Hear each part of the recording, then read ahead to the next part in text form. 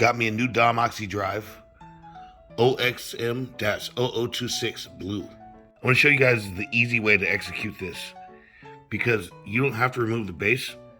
The base is the same. I'm going to be changing just the barrel, just the stinger itself. So I'm going to remove that from the base. To do that, I'll remove this screw on both sides. Then I'll remove these top adjuster screws. I took the turn fin off to be able to access the screw a little better of an angle. Screws are out.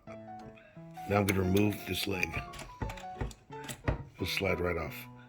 The tensioner there, you're going to remove that screw and try not to change anything in that tension because it was set perfect before you took it off. When you remove the tensioner, note the orientation of that slant there. It needs to be right there or it won't pivot right. Now that I've got the old pivot out, I'm going to install it on the new Oxi-Drive, and I'm going to use the new screws from the newer Oxi-Drive. And that's going to slide right on. It should be tough to do with one hand holding the phone, but with the magic of Hollywood, it'll be on. Now there's a bushing that goes on. This silver bushing right here in the center. I have the old one still on. I'm just going to clean it off and put it on right in the existing place. It's on there, and I'm going to line that hole up first before I put the screw in. Hole is lined up. Time to put the screw in. Okay, we've got the lower screws in on both sides. We're not going to gorilla tighten them yet because we need to make sure the final adjustment's done. Sometimes the tensioner has to be loosened some so you can get it to match up with those holes correctly. But that's okay. If you can move the stinger up enough and anchor it and get the screws in, that's ideal because you don't have to change the setting. Okay, I got all the side screws in.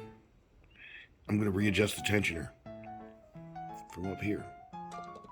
And of course, to check your angle and adjust your tensioner, you use your straight edge.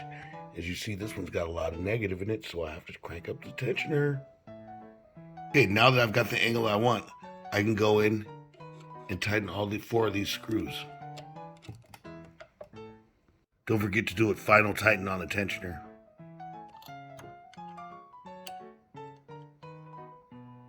Now you've got your Oxi-Drive installed and you're ready to get your Oxi-Drive on, and it wasn't very difficult at all. And remember, the precision stainless steel ball bearings like oil, a lightweight oil, but you also want to grease the shaft as well.